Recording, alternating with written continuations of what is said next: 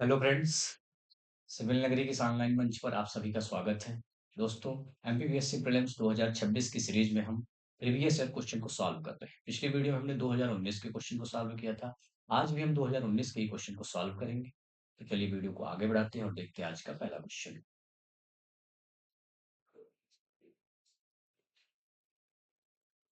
आज का पहला क्वेश्चन, ठीक। आज का पहला क्वेश्चन है दोस्तों, पुस्तक सत्यार्थ प्रकाश। सत्यार्थ प्रकाश के लेखक कौन है? Who was the author of Satyarth Prakash? यानी कि सत्यार्थ प्रकाश के लेखक कौन है? आपके ऑप्शन है।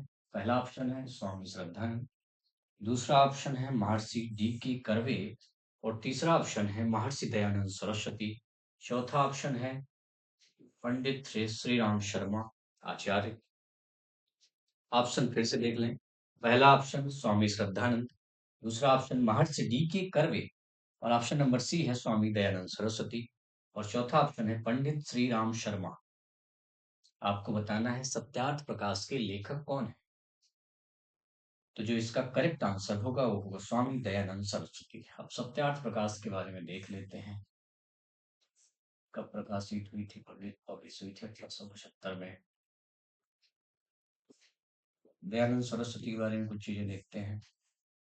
इन्होंने आर्य समाज की स्थापना की। आर्य समाज, आर्य समाज की स्थापना की कब की? 1875 में ही। कहाँ की? तो मुंबई में की थी।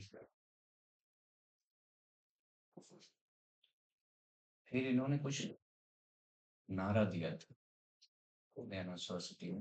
दयानंद सरस्वती ने कौन सा नारा था? वेदों की ओर लौटो, वेदों की ओर,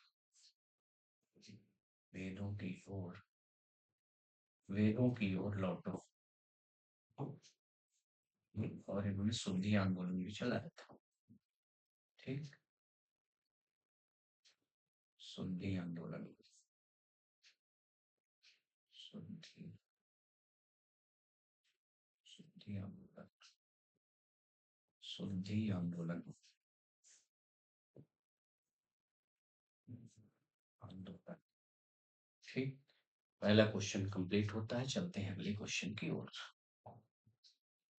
आज का दूसरा क्वेश्चन है 1857 के 1857 के प्रथम स्वतंत्रता संग्राम में भोपाल के किस वीर ने बहादुरी पूर्ण संघर्ष कर बलिदान दिया?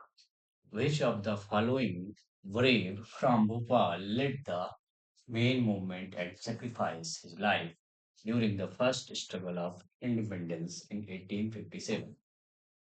पहला ऑप्शन है हाजिर मोहम्मद खान, सेकंड ऑप्शन है शेख रमजान, और थर्ड ऑप्शन है दोस्त मोहम्मद खान, फोर्थ ऑप्शन है हबीबुल्ला खान। आपको बताना है 1857 का जो पहला स्वतंत्रता संग्राम था उसमें भोपाल से किसने लीड किया था? इसका जो करेक्ट ऑप्शन होगा वो क्या होगा? करेक्ट ऑप्शन होगा हाजिर मोहम्मद खान भोपाल से। इनके साथ एक और थे, आदिल मोहम्मद खान, आदिल मोहम्मद खान, आदिल मोहम्मद खान। ये किसके विरोध में थे? ये सब सिकंदर जहां बेगम के खिलाफ इन्होंने विद्रोह किया था। भोपाल की जो बेगम थी,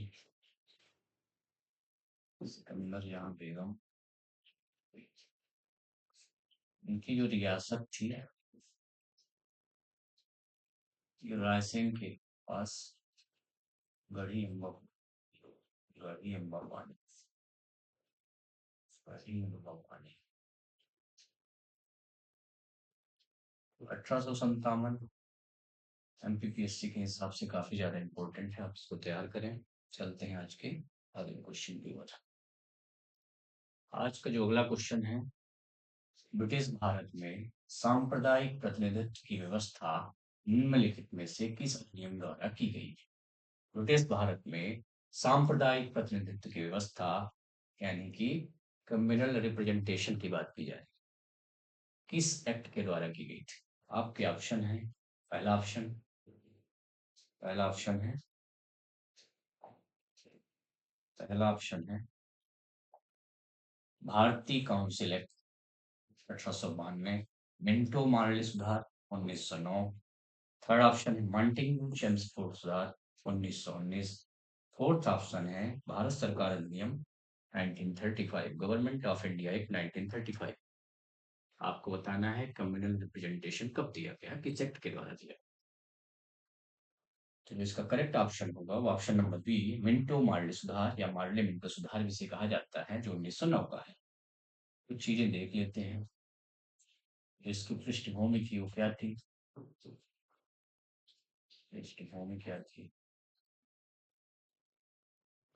वो 1906 का जो शिमला शिष्टमंडल था, आगा खां के नेतृत्व में शिमला शिष्टमंडल शिमला शिष्टमंडल आगा खां के नेतृत्व में किससे मिला था?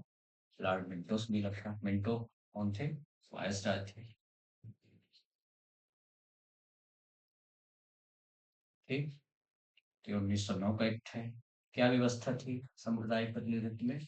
मुस्लिम कम्युनिटी का जो भी व्यक्ति होगा उसे केवल मुस्लिम कम्युनिटी के ही लोग वोट दे सकेंगे। ठीक। क्वेश्चन कंप्लीट होता है, चलते हैं अगले क्वेश्चन की ओर। अगला क्वेश्चन है 1842 के 1842 के बुंदेला विद्रोह में प्रमुख भागीदारी देने वाले राजा हृदय शाह किस स्थान के जमींदार? इंग्लिश में देख लेते हैं। The active participant of the Bundela rebellion of 1842 Hriday Shah was zamindar of which of the following place? आपके ऑप्शन है च्यावरपाठा, option number B Deori, option number C शुआतला और ऑप्शन नंबर डी हीरा। आपको बताना है 1842 में जो बुंदेला विद्रोह हुआ था मध्य प्रदेश में, राजा हृदय शाह ने किस स्थान से लीड किया? तो राजा हृदय शाह कहाँ से लीड किया था? हीरा। अब बुंदेला विद्रोह के बारे में कुछ देख लेते हैं। बुंदेला विद्रोह बुंदेला विद्रोह बुंदेला विद्रोह अप्रैल 1842 में प्रारंभ हुआ मध्य प्रदेश में। 1842 में इनके साथ हृदय शाह के साथ और कौन थे? मधुकर शाह थे। मधुकर शाह मधुकर शाह कहाँ से थे? ये नारहट से थे। नारहट सागर के पास। ये जमींदारों के नेतृत्व में पूरा पूरा विद्रोह लड़ा गया। पहला संगठित विद्रोह माना जाता है मध्य प्रदेश का। किसके विरोध में था? अंग्रेजों के विरोध में था। अंग्रेजों के विरोध। क्वेश्चन कंप्लीट होता है, चलते हैं अगले क्वेश्चन की।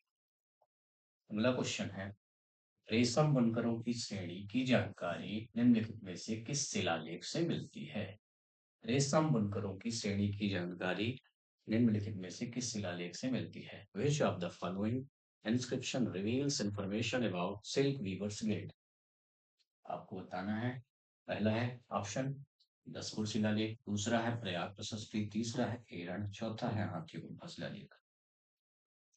करेक्ट ऑप्शन क्या होगा इसका? पहला होगा दसपुर शिलालेख, जिसे मंदसौर शिलालेख के बारे में मंदसौर शिलालेख भी कहा जाता है। मंदसौर, इसके बारे में कुछ इंपॉर्टेंट पॉइंट है। इसकी रचना किसने की? वत्स भट्ट ने की है। और इसे क्या कहा जाता है और यहाँ से क्या जानकारी मिलती है? सूर्य मंदिर के निर्माण की जानकारी मिलती है। सूर्य मंदिर विक्रम तिथि विक्रम तिथि मध्य प्रदेश के जो शिलालेख है इम्पोर्टेंट है तो की दृष्टि से। ठीक। प्रयाग प्रशस्ति हरिसेन से रचना की इसकी हरिसेन ने समुद्रगुप्त के शासनकाल में। समुद्रगुप्त संस्कृत में लिखा गया, संस्कृत में एरण से हमें सती प्रथा के साथ जानकारी मिलती है, एरण शिलालेख से। ठीक, सागर के पास है एरण, सागर के पास है भानुगुप्त के शासन, भानुगुप्त का शासन था उस टाइम पर, भानुगुप्त। हाथी गुम्फा से हमें राजा खारवेल की जानकारी मिलती है, राजा खारवेल, राजा खारवेल, राजा खारवेल और भारतवर्ष शब्द की जानकारी मिलती है, ये इंपॉर्टेंट पॉइंट है इसका। ठीक, क्वेश्चन कंप्लीट होता है। अगला क्वेश्चन है, निम्न में से कौन सा जलप्रपात नर्मदा नदी पर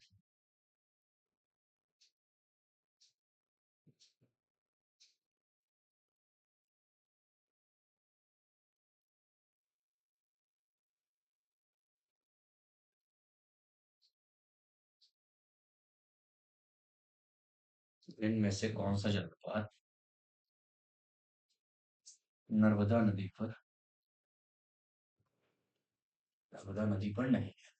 out of the following which waterfall is not on river Narmada? Option number A Kapil Dhara, option number B Bhalkund, option number C Dugdhara और ऑप्शन नंबर डी भेड़ाघाट। क्या पूछा है? नर्मदा नदी पर नहीं है, तो कपिल धारा भी है नदी पर, दुग्धारा भी है, भेड़ाघाट भी है, बचा क्या? भाल, भालकुंड नहीं है। भालकुंड कहाँ है, किस नदी पर है? बीना नदी पर है, बीना नदी पर, राहतगढ़ के पास, सागर के राहतगढ़ के पास। ठीक, ये बेतवा की सहायक नदी है, बेतवा की सहायक नदी है ये। ठीक है, चलते हैं अगले क्वेश्चन की ओर। अगला क्वेश्चन है, लिस्ट फर्स्ट को लिस्ट सेकंड से मैच करना है। बाढ़ है, भूकंप है, सूखा है, सुनामी। आपको बताना है कि बाढ़, भूकंप, सूखा, सुनामी से प्रभावित क्षेत्र कौन कौन से हैं भारत में। तो बाढ़ का जो है तो मैदानी इलाकों में बाढ़ आती है ज्यादातर, first, second, third, fourth. First पे क्या हो जाएगा? उत्तर प्रदेश, बिहार का मैदान यानी कि सेकंड नंबर। भूकंप कहाँ पर ज्यादातर आएंगे? हिमालय रीजन पर आएंगे। सब क्या हो जाएगा? फर्स्ट हो जाएगा। ठीक, और सूखा कहाँ है? पश्चिम और मध्य भारत का क्षेत्र, यानी कि थर्ड का थर्ड ही हो जाएगा। बचा फोर्थ, और सुनामी कहाँ पर? भारत का दक्षिणी तटीय क्षेत्र, southern coastal area of India, यानी कि फोर्थ नंबर। क्या हो जाएगा? 2134, 2134, 2134, 2134। क्या हो जाएगा? पहला 2134 फर्स्ट नंबर। चलते हैं अगले क्वेश्चन की ओर।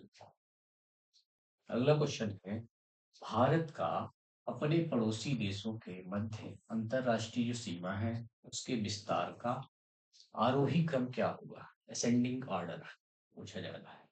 पहला है चीन, बांग्लादेश, पाकिस्तान, नेपाल। दूसरा है नेपाल, पाकिस्तान, चीन, बांग्लादेश। तीसरा है नेपाल, पाकिस्तान, बांग्लादेश, चीन। और चौथा है पाकिस्तान, नेपाल, चीन, बांग्लादेश। आपको असेंडिंग ऑर्डर में से सेट करना है, यानी कि कम से ज्यादा की ओर, से ज्यादा की ओर, कम से ज्यादा की ओर,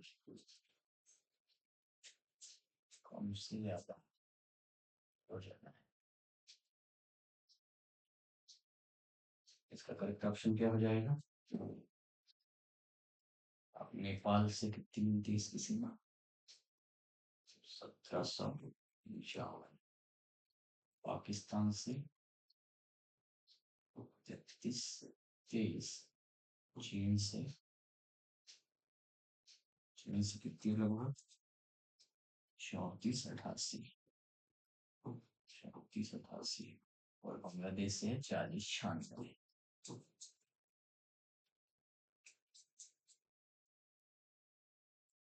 ऑप्शन नंबर बी ही सेट हो रहा है इसमें। नेपाल सबसे कम, फिर पाकिस्तान, फिर चीन, यहाँ पे बांग्लादेश हो गया, तो बांग्लादेश सबसे ज्यादा है। 7 पड़ोसी हैं जिनसे हमारे देश की सीमा लगती है। चलते हैं अगले क्वेश्चन की ओर। अगला क्वेश्चन है, भारतीय अंतरिक्ष कार्यक्रम के जनक कौन है? जनक, who was the father of Indian space programme? Option number A Vikram Balal Sarabhai, option number B Satish Dhawan, और ऑप्शन नंबर सी है डॉक्टर होमी जेभावा Jehangir Bhabha. Option number D है डॉक्टर कृष्णा स्वामी कस्तूरी रंगन। आसान क्वेश्चन है, क्या होगा आंसर इसका? Option number A Vikram Sarabhai. अब अंतरिक्ष कार्यक्रम की जब बात की जा रही है तो हम इसरो देख लेते हैं, क्योंकि इसरो के पास ही सारी जिम्मेदारी है अंतरिक्ष कार्यक्रम की। इसरो कब बना? 15 अगस्त 1969 पर बना। हेडक्वार्टर कहाँ है? बेंगलोर में है, बेंगलोर। ठीक, प्रेजेंट में हेड कौन है? प्रेजेंट में हेड कौन है? V Narayanan, V Narayanan, V Narayanan. ठीक, होमी जहांगीर बाबा परमाणु ऊर्जा कार्यक्रम से जुड़े थे। के कस्तूरी रंगन न्यू एजुकेशन पॉलिसी जो है उससे जुड़े हुए थे। ठीक, चलते हैं अगले क्वेश्चन की ओर। अगला क्वेश्चन है, वर्ष 2018 में भारत सरकार द्वारा प्रारंभ विश्व की सबसे बड़ी स्वास्थ्य योजना का नाम क्या है? What is the name of world's largest healthcare scheme launched by Government of India in 2018? Option number ए है दीनदयाल चलित हॉस्पिटल योजना, ऑप्शन नंबर बी है आम आदमी बीमा योजना, ऑप्शन नंबर सी है अरुणिमा योजना, और ऑप्शन नंबर डी है आयुष्मान भारत प्रधानमंत्री जन आरोग्य योजना, यानी कि पीएम जय। पीएम जय, ठीक है। तो सबसे बड़ी यही योजना है, 2018 में प्रारंभ की गई। 23 सितंबर डेट थी, 23 सितंबर डेट थी 2018। कहाँ से? रांची से प्रारंभ की गई, रांची से। क्या मुख्य विशेषता है इसकी पीएमजे की? 5 लाख तक का कैशलेस इलाज, कैशलेस इलाज,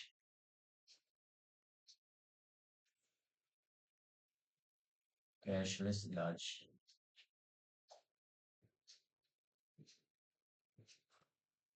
5 लाख तक का कैशलेस इलाज, कैशलेस इलाज मिलता है प्रति परिवार प्रति वर्ष। ठीक, 10 करोड़ परिवारों को टारगेट किया गया है।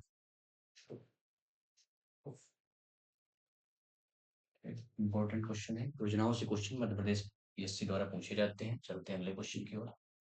अगला क्वेश्चन है, वैश्विक ताप वृद्धि यानी ग्लोबल वार्मिंग की बात की जा रही है, निम्नलिखित में से कौन सी गैस का योगदान जो है तो मैक्सिमम है, अधिकतम? Which of the following gas has highest contribution in global warming? Option number A carbon dioxide, option number B chlorofluorocarbon CFC, option number C nitrous oxide, और ऑप्शन नंबर डी मीथेन। आपको बताना है सबसे ज्यादा contribution किसका है global warming में। तो जो इसका करेक्ट ऑप्शन होगा क्या होगा? Option number A carbon dioxide, CO2 लगभग 60% है, 60% कंट्रीब्यूशन है इसका। फिर इसके बाद मीथेन का है, सेकंड नंबर पर कौन है? मीथेन है। थर्ड नंबर पर इसमें क्या है? फिर CFC है, और फोर्थ नंबर पर क्या है आपका? Nitrous oxide. ठीक, बढ़िया क्वेश्चन। चलते हैं अगले क्वेश्चन की ओर। अगला क्वेश्चन है, मानव शरीर में किस तत्व का प्रतिशत सबसे अधिक होता है? In human body percentage of which element is highest? Option number A hydrogen, option number B nitrogen, option number C carbon और option number D oxygen. Question फिर से पढ़ लें। मानव शरीर में किस तत्व का प्रतिशत यानी परसेंटेज सबसे अधिक है ह्यूमन बॉडी में? Option number A hydrogen, option number B nitrogen, option number C carbon और option number D oxygen. Correct option क्या होगा? करेक्ट ऑप्शन जो होगा इसका ऑक्सीजन होगा। सबसे ज्यादा हमारे शरीर में किसकी आता है? ऑक्सीजन की है। ठीक, फिर किसकी है? ऑक्सीजन की भर्ती किसकी है? कार्बन की है। फिर हाइड्रोजन की है और देन नाइट्रोजन की है। ठीक, चलते हैं अगले क्वेश्चन की ओर। अगला क्वेश्चन है, देखते हैं अगला क्वेश्चन। कौन सा प्रदूषण नॉक डी सिंड्रोम के लिए उत्तरदायी है? Knock knee syndrome, which pollution is responsible for knock knee syndrome? Option number A fluoride, option number A mercury या पारा, option number C arsenic, option number D cadmium. आपको बताना है कि नॉक डी सिंड्रोम के लिए कौन सा प्रदूषण उत्तरदायी है। क्यों? मेटल्स, कौन से हैवी मेटल्स की बात की जा रही है। क्या होगा नॉक डी सिंड्रोम के लिए? Option number A fluoride. पारा से कौन सा रोग हो जाता है? मिनी माता होता है। मिनी माता। कैडमियम से इटाई इटाई।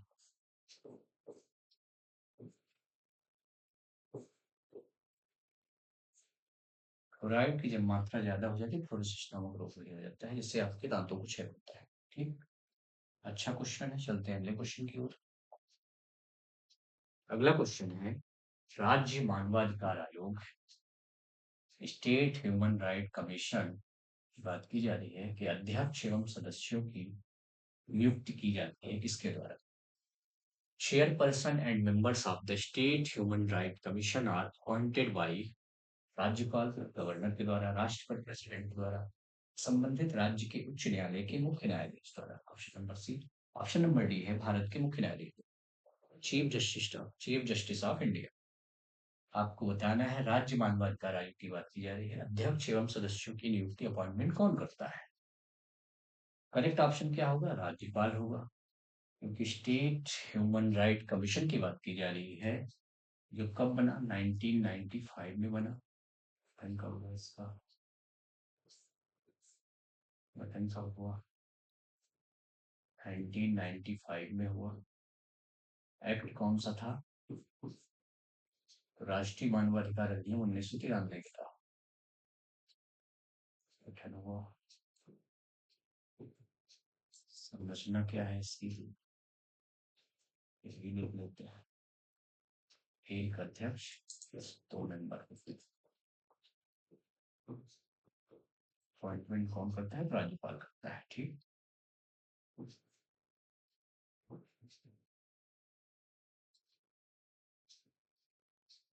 चलते हैं अगले क्वेश्चन की ओर। देखते हैं आज का अगला क्वेश्चन क्या है। अगला क्वेश्चन है, मुस्कान किरार का संबंध किस खेल से है? Muskan Kirar belongs to which sports? Option number A नौकायन, ऑप्शन नंबर बी पाल नौकायन, ऑप्शन नंबर सी तीरंदाजी और ऑप्शन नंबर डी है एथलेटिक्स। करेक्ट ऑप्शन क्या होगा? मुस्कान किरार। मुस्कान किरार का संबंध किस खेल से था? ये तीरंदाजी से संबंधित है, आर्चरी से। ठीक है, क्वेश्चन यहाँ पर कंप्लीट होते हैं। मिलते हैं अगली वीडियो पर।